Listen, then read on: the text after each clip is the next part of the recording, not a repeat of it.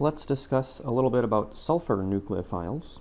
And as we learned in the ether, epoxide, and thioether chapter, sulfur oftentimes acts a lot like oxygen. So we can expect similar outcomes for a reaction such as this one.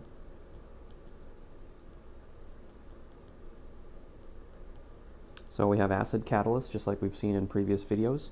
We have two ethyl thiol molecules, and those can act as nucleophiles. We're under acid catalyst conditions, and so just like with ethanol, we would make two thioether bonds here and produce what we call a thioacetal. And that would have the same mechanism as what we saw a few videos ago as well. Exactly the same mechanism as the acetal formation. The cool thing you can do with a thioacetal is desulfurization. So if we add something called Raney nickel, which is a form of the nickel anion, the nickel metal, and a hydrogen source, we can produce this, propane. And the benefits here are that there are neutral conditions. If you remember, we just talked about the Wolff-Kishner reaction. That was done in strongly basic, high temperature conditions. So this is a different form of conditions that we could use if we didn't want to use base for some reason.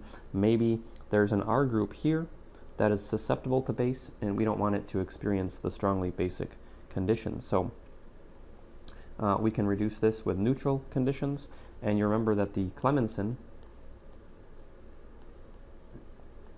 is acidic. So now we have three different ways to reduce carbonyls down to the alkane.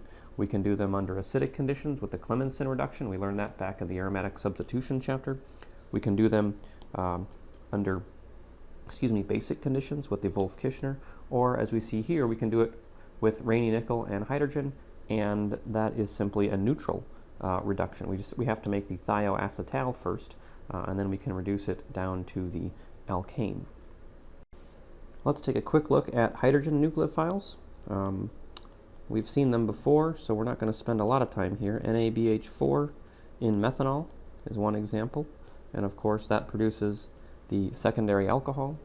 We can do that with aldehydes or ketones, and then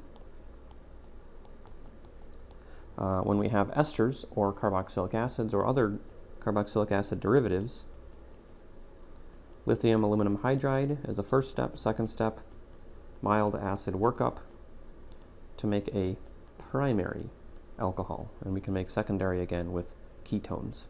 So that's really all we need to do for hydrogen nucleophiles. We've talked about these quite a bit. Let's look at some practice problems dealing with all these different types of nucleophiles that we can add to carbonyl compounds. The first question involves cyclopentanone with this primary amine and acidic conditions. So a primary amine plus ketone would give us the imine, where we simply replace the O and the H2 and make a CN double bond. So let's go ahead and draw that. You should know this mechanism. You should be able to draw this mechanism on an exam or quiz in the future. You can find this in your textbook and in a previous video. So here is the imine formation. This is acid catalyzed, so we don't consume the acid. We do produce water, again from the carbonyl O and the two hydrogens on the nitrogen. Let's look at this reaction. Again, cyclopentanone. And in this case, we have 1,3-propane diol, so two alcohols, acid catalyzed. We know that alcohols add to carbonyls to make hemiacetals and acetals. We have two alcohols here. We've got a carbonyl. We're going to make a cyclic acetal in this case, starting with the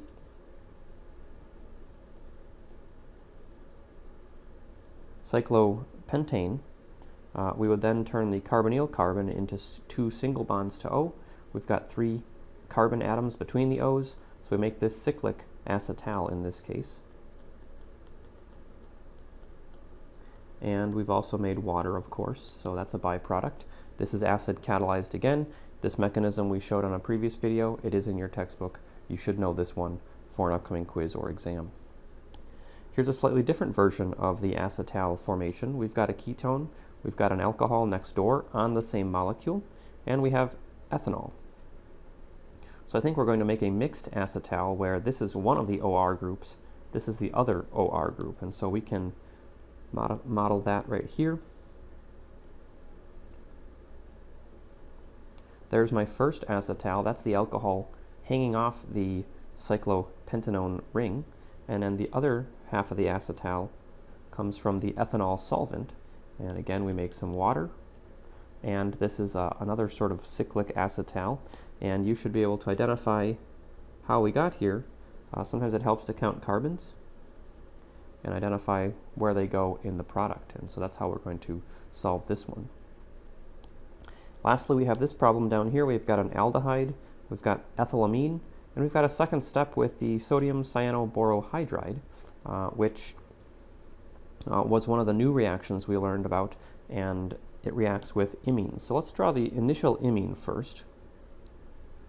Simply replace the O with the nitrogen and whatever is attached to the nitrogen. So this is the imine. This would be step 1. And then step 2 is where we use sodium cyanoborohydride. We're going to reduce this CN double bond, putting another hydrogen at this position and another hydrogen at the nitrogen. And so just like we reduce a CO double bond, we just redraw everything without the pi bond. And that's going to be the end, the product here, and this is going to be an amine. So this is, again, one of the few methods we've learned thus far how to make amines, and we'll revisit this concept in later chapters, particularly the one that's called amines.